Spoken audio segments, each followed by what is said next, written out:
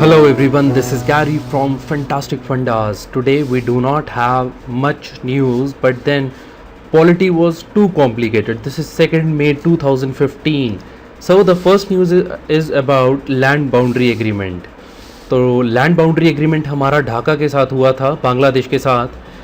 Now there are certain issues about this agreement.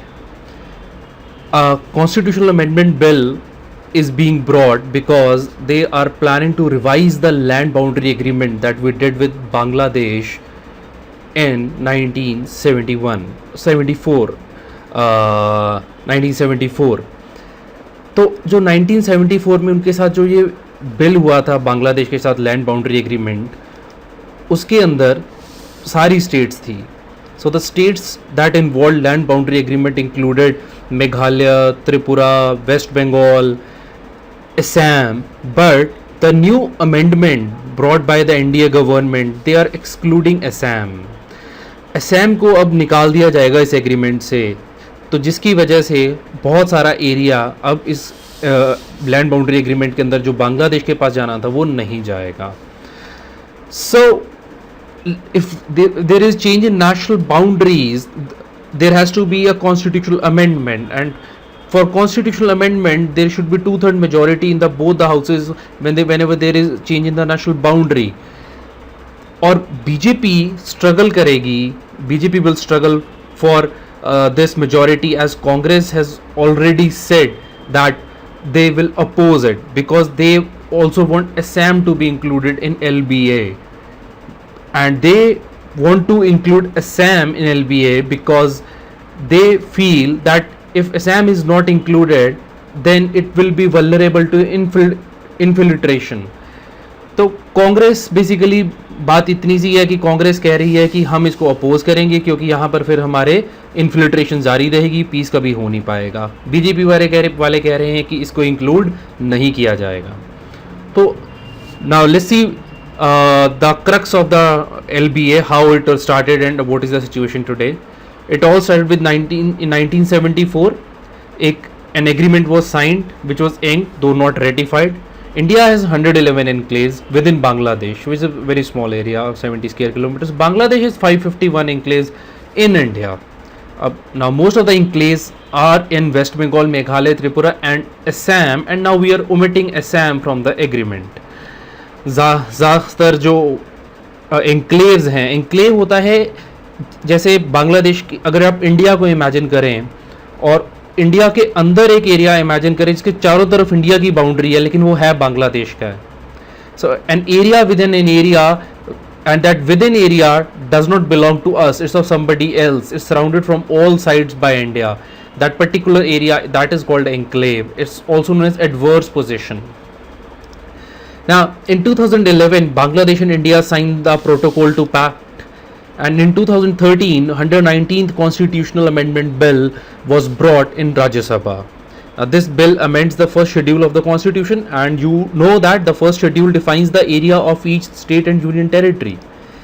Now, in 2015, Cabinet now has revised the delinking land boundary agreement by delinking Assam from it, and Centre is likely to introduce this bill in the next week. We will be covering the whole of it whenever and whatsoever it happens.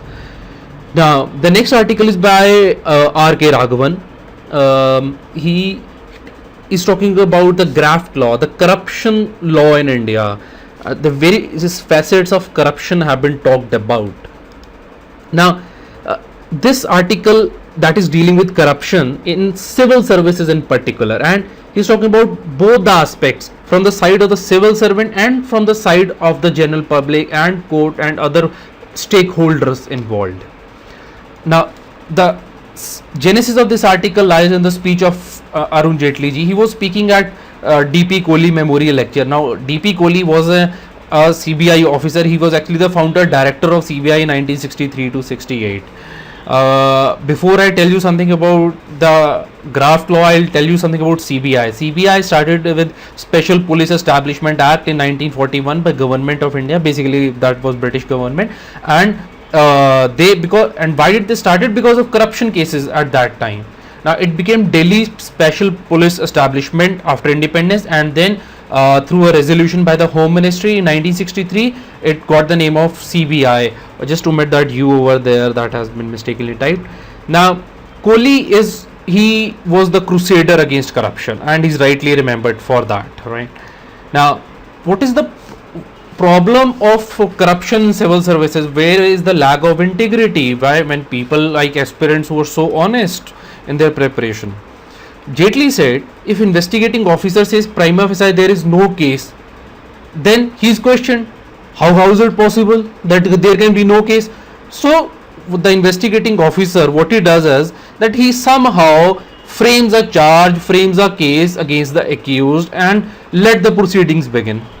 This leads to injustice against the civil servant when he could have been acquitted in the case prima facie, यानी कि उसको पहले ही case में से बाहर निकाला जा सकता था, और जब उसके अगेंस्ट बेसिक शुरुआत में ही चार्ज प्रूव नहीं हो सकता था, लेकिन वो बचने के लिए, क्योंकि फिर उनको क्वेश्चनिंग करेंगे इन्वेस्टिगेटर को कि भाई ऐसे कैसे हो गया कि कुछ बनता नहीं है, तो उसके अगेंस्ट फिर हम ऑफिसर्स क्या करते हैं, उनका प्रोटोकॉल से एक किस्म का ये बन गया है. लेकिन क्या सिविल सर्विसेज में इंटीग्रिटी की वाकई कमी है? This is very good question that is being discussed here. Fear is the hallmark of those more honest among civil servants than the ones who are venal and bereft of values. डर ईमानदार अफसरों में ज्यादा है, ना कि उनमें जिनका मॉरल डिग्रेडेशन हो चुका है. लेकिन अब एक यहां पर एक और टिपिकल बात आती है. जो ऑनेस्ट ऑफिसर होता है, अगर कोई वो गलत डिसीजन लेता है, if an honest officer takes a bad decision, not because of lack of intelligence or inarticulation, but because of his timidity, डरपोक है, inability to turn down the unscrupulous of the record directions from a political master. वो जो उनके नेता लोग बैठे हैं उनके सिर पे, उनको वो ना नहीं कर पाते हैं अपने कमजोरियों की वजह से, लेकिन वैसे वो ईमानदार हैं, इंटीग्रिटी उनमें है. तो it's obvious that such people should not be punished in court. They should be punished by the government and for not following the procedure. They should not be punished for lack of integrity. होना तो ये चाहिए. But what is happening? They are being, courts do not distinct between a reasonably honest yet pusillanimous government officials. Pusillanimous अंग्रेजी का शब्द है, it means जिसके अंदर courage ना हो, and dishonest one. What are courts doing? They are placing pusillanimous government officials and dishonest ones at the same place, on the same scale. Now this is not fine, because he is essentially an honest officer. We must protect his honesty. We cannot punish him, punish such an officer. Though we can always try encouraging him and giving him courage against political master, and once he is assured that he will not be punished for his honesty, then he will have courage. Now, what is the reason for, now our topic is the graft law. Now that was the background. Corruption civil services, Prevention of Corruption Act helps handling corruption in civil services. So now what is the reason for change in Prevention of Corruption Act? When Jaitley was speaking at this Kohli Memorial lecture, he said there is a distinction between anti-corruption investigations before 91 and after 91. कि जो 1991 में जब reforms आए, तब जब हम anti corruption investigation करते थे, 91 से पहले क्या होता था, बाद में क्या होता था, दोनों में फर्क उन्होंने ड्रॉ किया.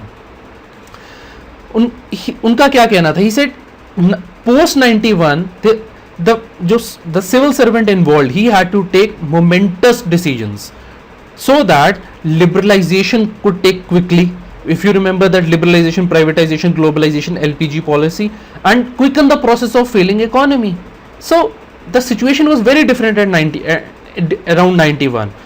And he also said, Mr. Jaitley also said that Prevention of Corruption Act was unsuited for facing that situation, because at that time nation was moving ahead on economic front. Now if we extend the same logic today, कि जिस basis पे हम ये कहते हैं कि उस time पर बदलाव लाया गया, उस टाइम पर पीसी एक्ट सूट नहीं करता था, उसमें बदलाव की ज़रूरत थी क्योंकि इकोनॉमिक फ्रंट पर हम आगे बढ़ रहे थे. इट वाज नॉट पॉसिबल कि एक अफसर को इतना बांध के रखा जाए कि वो आगे बढ़ सके. सो उसी तरीके से the present act must evolve, because today we have changed, because our country would always be in new areas to they will all see when economic activity increases, there are always new areas to charter out, and we need quicker decisions. That is why we need amendment to the Prevention of Corruption Act, and for obvious reasons, like there is increase in corruption, and there's falling the level of trust between people and government and all that.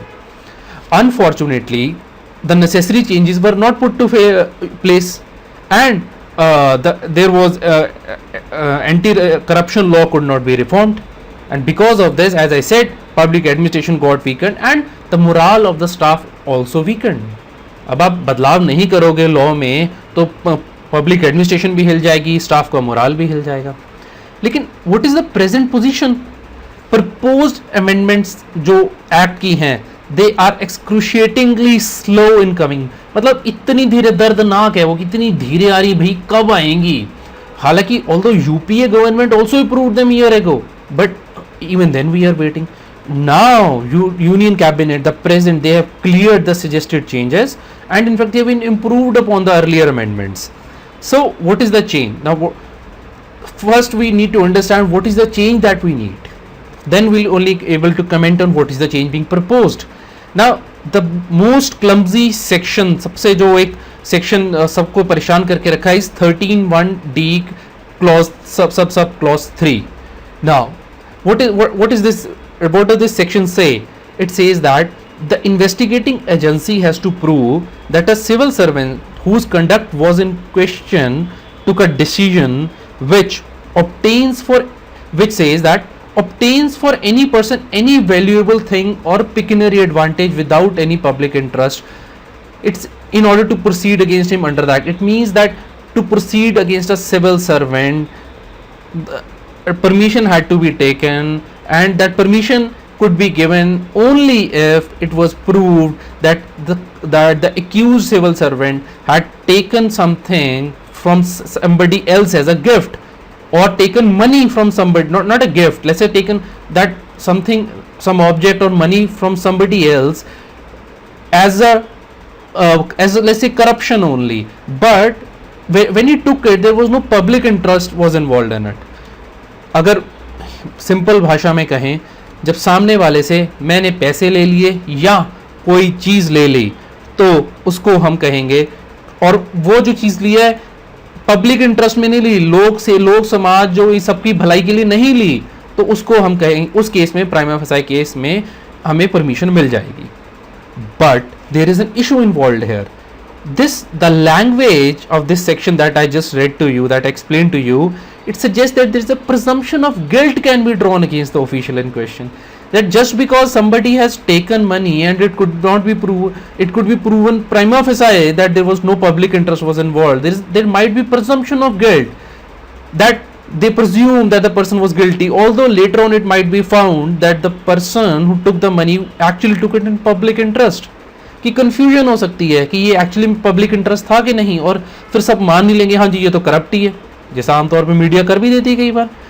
तो जो ये perception that it generated by stern wording, it was not necessary at all for the it somehow gives a feeling that it is not necessary for the investigator, once he gets the permission to investigate, to prove mens rea. Mens rea means evil intent. Mens means mental, rea means evil.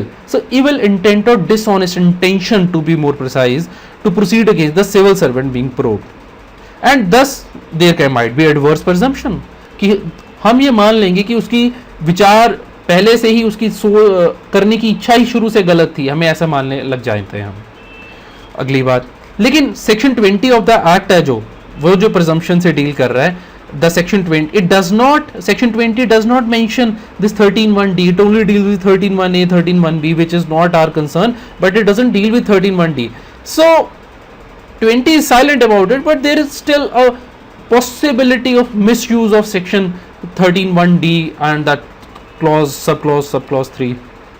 So as a rule of thumb, even investigating agencies at any level, they have in the initial stages of an investigation and even before obtaining legal opinion, they tend to interpret the law in a poor manner, and thus this has adverse impact on the career of a civil servant. Now what remedy a civil servant got with him? All he can do is go to court. That has summoned him, arraigned. Now, for this civil servant, either he should have a knowledgeable judge. Now, this writer says these days judges are not knowledgeable, and he should have an objective public prosecutor. He is saying lawyers are not intelligent. Now, I fail to understand, just because he's a police wala doesn't mean that all the judges and lawyers in country are fool. In any case, that is his viewpoint. Now, so in upcoming amendment, probably this section would be deleted, right? Now, this is the first thing. Now, let's come to the second part, corruption. Do civil servants commit corruption? Are they so good that we are so much in favor of them? Well, there are in routine decisions, for example, assessment of income, granting exemption from tax, purchase of material and award of contracts. किसी को contract देना, अपनी income बताना, tax exemption लेना, घपला सब करते ही हैं, चाहे रूटीन डिसीजंस में करते हो. लेकिन व्हाट इज वरीसम, प्रॉब्लम कहाँ है? Corruption bye senior members, senior IAS officers, senior bureaucracy, especially these in revenue collection agencies, so to say, revenue service officers. I don't say that. This is what R.K. Raghavan is saying. He says this is very alarming. I don't know, because he knows it well. The disease of corruption, it has afflicted even those who are directly recruited. These people, all of you who give UPSC mains exam, or you get through this All India competitive exam, now you are generally the cream of the civil services. And he says you don't have a reason to be even slightly dishonest. Why? You're paid so well, all the services are there, and you came here after taking so many pains to get corrupt. But you won't believe this. He says that in last 5 years, recently the police, the new recruits, within 5 years of their recruitment, have been caught red-handed for accepting bribes. IAS बनने के 5 साल के अंदर अंदर उन्होंने पैसे खाने शुरू कर दिए. भैया क्या होगा देश का? खैर, so what is the solution? अब सोल्यूशन ये है that now we need a ruthless penal action in court of law. Supreme Court डंडा इस्तेमाल करे, बस यही हो सकता है जी.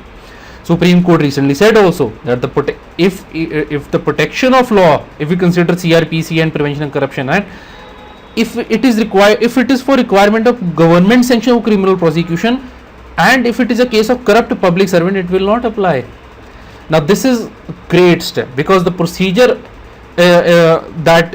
for prosecution, that seeking permission for prosecution of a civil servant is very cumbersome, tortuous and time consuming. बहुत time लग जाता है और कितने ही पापड़ बेलने पड़ते हैं गवर्नमेंट से परमिशन लेने के लिए कि IAS के अगेंस्ट केस करने के लिए. इसकी वजह से पास्ट में many people have escaped the hands of justice, and through the hands of justice, and India is suffering because of that. Now, what is the conclusion of this? Now, Raghavan says in his view, an officer recruited to all India services and all these central services that we are struggling for, everyone is, and all these exams, after the rigorous process obviously by UPSC, and they are paid good, they get promotions in spite of mediocre performance. They might commit mistakes, but they should never be dishonest. So what are the issues with the bill? Now, thus we need actually some amendment to the Prevention of Corruption Act. Now, question of protection of prior sanction is what is being discussed here to former officials. The law says that the section under CRPC, even the retired officials are protected, and PCA covers only serving officials. Now, what government is doing, it has brought the Corruption Act in consonance with CRPC, that now retired officials would be covered, given protection under Prevention of Corruption Act, whereas what should have been done, that special protection given under CRPC should have been taken away. CRPC के अंदर हमने उनको protection दे रखी है retired को भी, जो retire हो गया. PCA में सिर्फ सर्विंग को है, और गवर्नमेंट ने क्या किया कि PCA के अंदर रिटायर भी डाल दिए, और करना क्या चाहिए था कि CRPC के अंदर से रिटायर निकाल देने चाहिए थे. फिर जो ये बिल है, it drops the protection according to bribe givers. आप रिश्वत देंगे तो आप पकड़े जाएंगे, आपको भी सज़ा होगी. और अगर वो ट्रायल के दौरान डिस्पोज करते हैं, thereby deterring those coerced into giving a bribe from subsequently testifying against offenders. यानी अगर मैंने आपको पैसे दिए, आप पैसे मांग रहे हैं, मैंने आपको पैसे दिए, और कल मैं जाके कोर्ट में कहता हूँ हाँ जी मैंने पैसे दिए थे, that I gave you the money, you asked me the money, then I will be punished. What is happening? So distinction should be made between collusive bribery and bribery under coercion. एक तो है कि yes I am actively involved, and the other cases I'm being coerced. If I'm being coerced and then I'm being punished for because I have been coerced by someone. किसी ने मुझे धमका के मेरे से पैसे ले लिए और फिर मुझे पनिश किया जा रहा है कि मैंने उसको पैसे दे दिए. ये कहाँ का जस्टिस हो रहा है? खैर, और चेंज एक डिस्प्रोपोर्शनेट एसेट्स वर्ड को भी इन्होंने बदला है, और अब यहाँ पर वो इंटेंशनल एनरिचमेंट को वर्ड को लेकर आ रहे हैं. तो इसका मतलब ये पता लग रहा है कि इंटेंशन होनी ज़रूरी हो गई है. ठीक है जी. तो लेकिन now the amendment has been brought again and it says that possession of, even if you possess disproportionate asset, जितनी आपकी औकात है, जितनी आपकी सैलरी मिल रही है, अगर आपने उससे ज़्यादा पैसे आपके पास हैं, it's a proof of illicit enrichment. It is to be hoped that this will mean the prosecution need not prove the intention to amass wealth, because but still there is no clarity about this कि intention को prove करना है कि नहीं. शब्दों का हेर फेर ही इन्होंने ऐसा कर रखा है. लेकिन देखो कुछ तो अच्छा है अमेंडमेंट में. पहली बात इन्होंने जो ब्राइबरी को लेके प्रोविजंस ब्रॉडन कर दिए हैं और जेल टर्म्स बढ़ा दिए हैं, सज़ा बढ़ा दी. हमने पहले एक न्यूज़ की थी कि मिनिमम सज़ा अब मैक्सिमम सज़ा 7 साल की हो गई है, मिनिमम शायद 3 साल की हुई है, मुझे याद नहीं अभी. और they seek to curb commercial entities from offering inducement to public servants and providing for punishment to individuals in charge of such entities. अब ट्रायल कोर्ट ही अटैचमेंट कर देगी प्रॉपर्टी की, ये नहीं कि सेशन जज के पास जाओ. डिस्ट्रिक्ट कोर्ट में एक लोअर कोर्ट, डिस्ट्रिक्ट कोर्ट में ही एक लोअर जज होता है, एक हायर जज होता है. अगर मैं बिल्कुल लेमन टर्म्स में बताऊं तो हायर जज, डिस्ट्रिक्ट कोर्ट के हायर जज के पास जाने की जरूरत नहीं है. जिसके पास ट्रायल चल रहा है वही अटैचमेंट कर सकता है. द ट्रायल जज can attach the property. Now the time has been fixed. The 2 years has been fixed for grant of sanction and completion of trial, and it's a crucial opportunity, and we must not lose this opportunity by bringing imperfect amendments. That is what I have to say. So sharing is caring, and if you really like this, please share it and give us likes. That keeps us encouraged, because this is really tough task, and we are actually gonna make it to the higher levels if you keep supporting us. That is all. Thank you for watching.